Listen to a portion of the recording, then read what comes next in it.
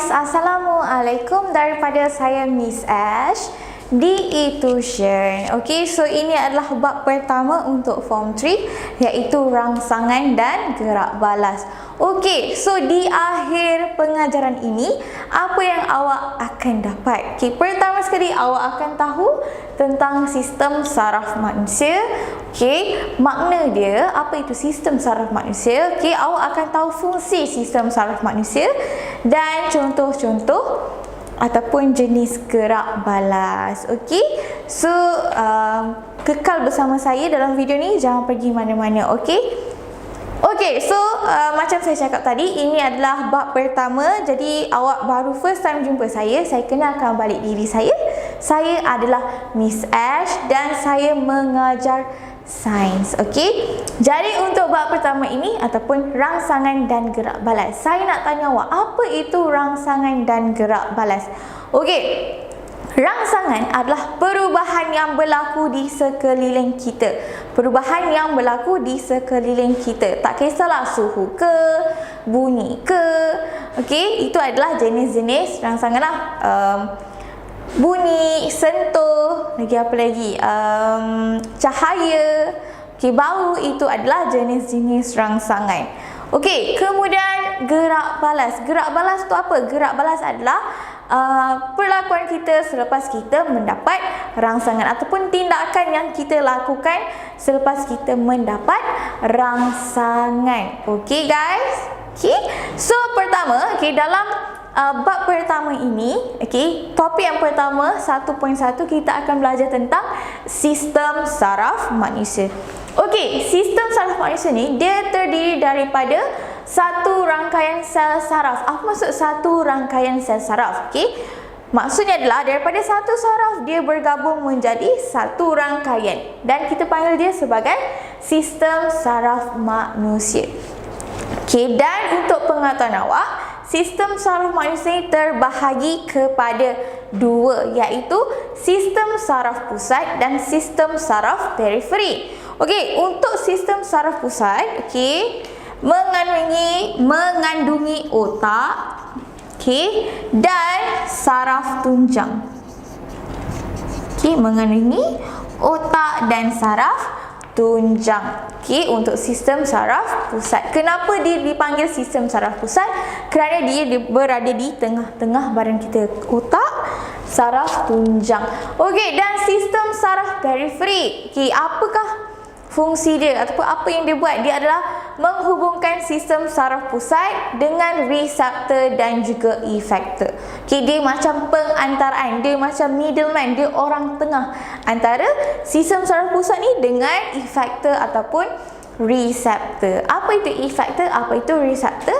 Okey, saya akan terangkan. Okey, reseptor itu adalah organ yang menerima rangsangan. Okey, organ yang menerima rangsangan kita panggil sebagai reseptor. Okey, diambil perkataan ini daripada bahasa Inggeris, perkataan pinjaman daripada bahasa Inggeris iaitu receptor. Okey, kita panggil jadi reseptor lah. Okey, dan efektor. Efektor adalah semua benda yang melakukan gerak balas, tak kisahlah otot awak ke, hormon awak ke, kita panggil sebagai efektor. Okey, efektor boleh nampak perlakuannya dalam luaran ataupun dalaman badan awak. Kita panggil sebagai efektor. Dia ambil kata pinjaman daripada bahasa Inggeris iaitu effect. Okey guys. Okey, seterusnya, ini dah faham. Saya ingin menerangkan tentang fungsi sistem saraf. Okey, apakah fungsi sistem saraf? Okey, fungsi dia pertama adalah mengesan dan bergerak balas terhadap rangsangan. Mengesan, bergerak balas terhadap rangsangan. Yang mengesan kita panggil reseptor, bergerak balas kita panggil efektor. Jangan lupa, okey. So, bila rangsangan ni, rangsangan akan dikesan oleh reseptor pada organ deria. Organ deria kita iaitu mata, hidung, lidah, telinga dan juga kulit. Itu adalah organ deria kita. Jadi setelah organ deria ini menerima rangsangan, reseptor menghasilkan impuls saraf. Okey, apa itu impuls saraf? Impuls saraf ni adalah isyarat elektrik yang mengalir melalui sel saraf ke otak. Okay, dia adalah satu isyarat elektrik yang mengalir melalui sel saraf, dia akan pergi ke otak.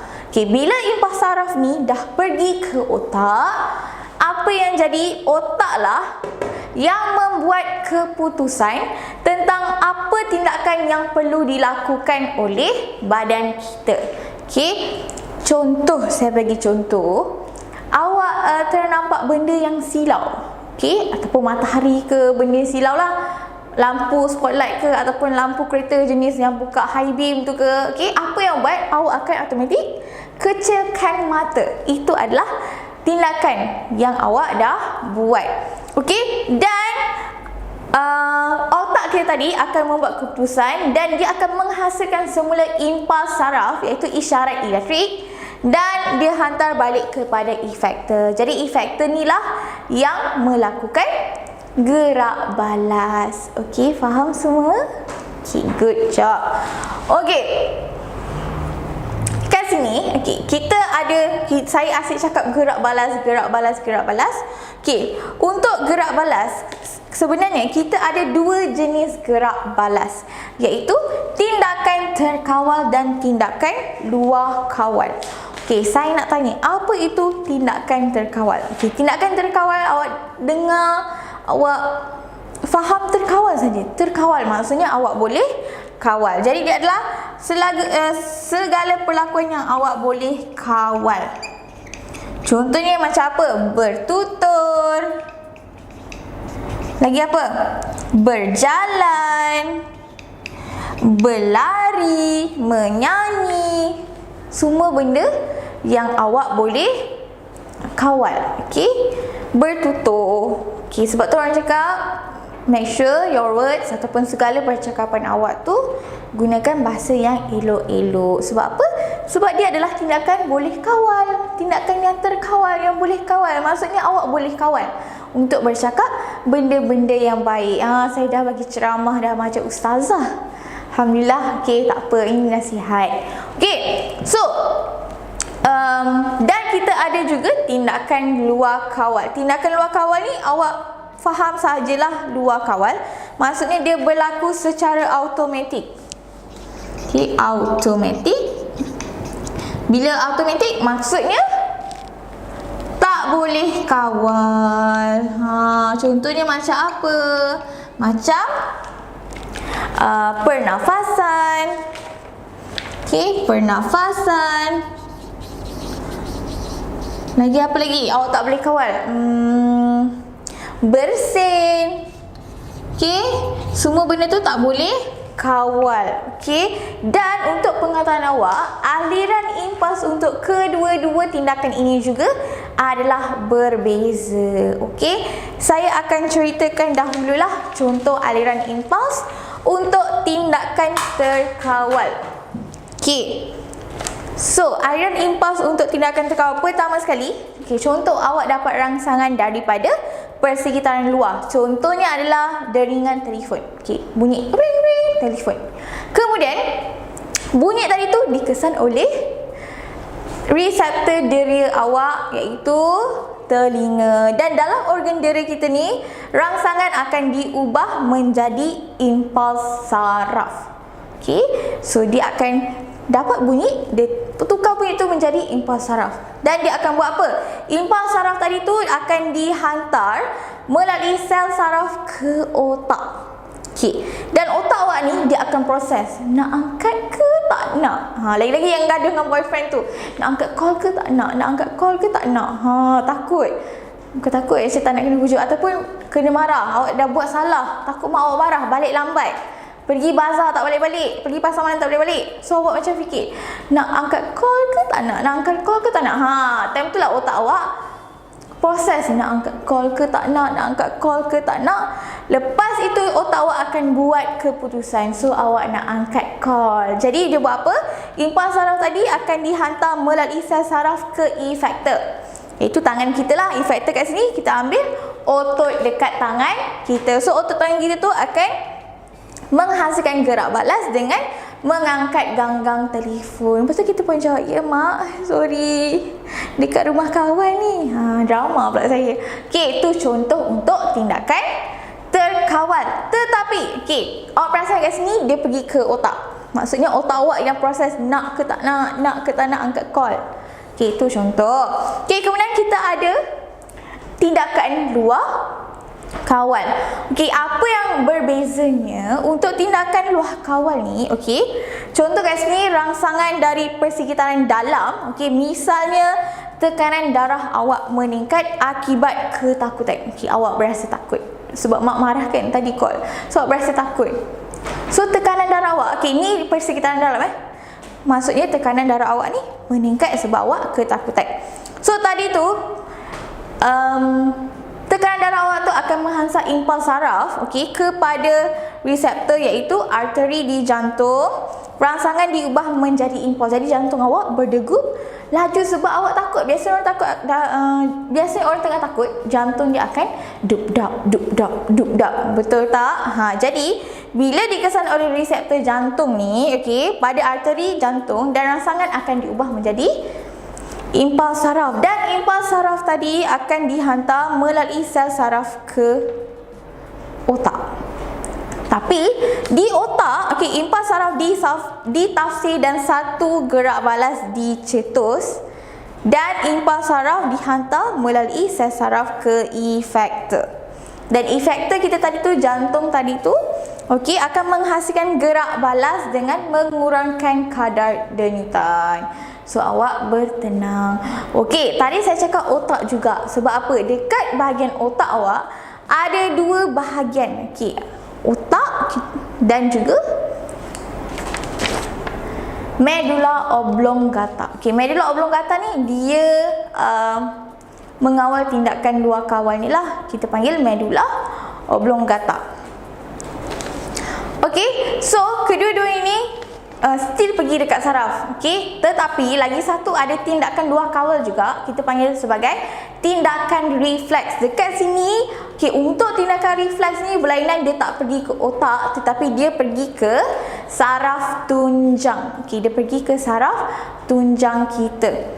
Jadi saraf tunjang ni, okey, kenapa dia pergi saraf tunjang? Sebab dia tak perlu pun fikir nak buat apa, nak menghasilkan apa. Contohnya bila awak berdepan dengan bahaya. Okay, bila awak berhadapan dengan bahaya, contohnya awak terpegang benda panas. Kalau awak rasa otak nak proses, nak angkat ke tak nak angkat ke tak nak, terbakarlah kulit awak. Jadi apa yang tindakan refleks ni buat, awak akan segera angkat tangan tanpa berfikir. Okay, so tindakan refleks ni, tindakan refleks ni dia memang diwujudkan, untuk mengelakkan badan kita daripada bahaya. Dan untuk topik ini, kenapa kita bergerak balas terhadap rangsangan? Obviously untuk mengelakkan kita daripada bahaya. Lagi-lagi lah tindakan refleks untuk menghindarkan diri kita daripada bahaya. Mudah kan bab ni? So saya dah habiskan 1.1 iaitu sistem saraf. So saya harap awak dah faham apa itu sistem saraf manusia. Paling penting dia terdiri daripada satu rangkaian sel saraf. Maksudnya daripada sel saraf satu-satu tu dia dijadikan banyak, jadilah satu rangkaian. Dan sistem saraf manusia terbahagi kepada dua, iaitu saraf pusat dan juga saraf tunjang. Kemudian awak juga belajar tentang fungsi sistem saraf manusia. Yang paling penting, dia punya fungsi adalah untuk mengesan dan bergerak balas terhadap rangsangan. Kemudian saya terangkan dua jenis gerak balas, iaitu tindakan luar kawal dan juga tindakan terkawal. Dan saya ada selitkan sikit tindakan refleks. Tindakan refleks tu, bila kita terdedah kepada bahaya, kita akan angkat tangan. Tapi kita punya aliran impuls tidak pergi ke otak, hanya di saraf tunjang sahaja. Yang tu jangan lupa. Saya harap penerangan saya sangat informatif, sangat padat, okey, dan awak boleh fahamlah. Okey, so terima kasih daripada saya Miss Ash. Jangan lupa subscribe eTution. Okey, ini video pertama daripada saya. Jangan lupa subscribe eTution. Okey, komen dekat bawah kalau nak komen apa-apa. Okey, tak kisahlah apa-apa, suara tak sedap ke, cakap laju sangat macam rap ke. Lagi apa lagi korang komen? Bash, nak bash boleh, nak puji pun boleh. Saya terima pujian juga, jangan risau. Okay, dan jangan lupa like, turn on notification. Lagi buat apa lagi? Follow IG kami eTution. Dan ikutilah video-video saya yang lain juga. Okay, jangan risau, saya akan cuba terangkan satu persatu kepada awak. Dan jangan lupa tengok juga video-video rakan-rakan saya yang lain. Okey, kita ada subjek lain juga, ada sejarah, matematik, bahasa Melayu, English. Okey, so jangan lupa tengok video-video yang lain. Jangan lupa sebarkan kepada kawan awak ilmu-ilmu yang berguna ini. Okey, bye guys. Terima kasih. Assalamualaikum daripada saya Miss Ash.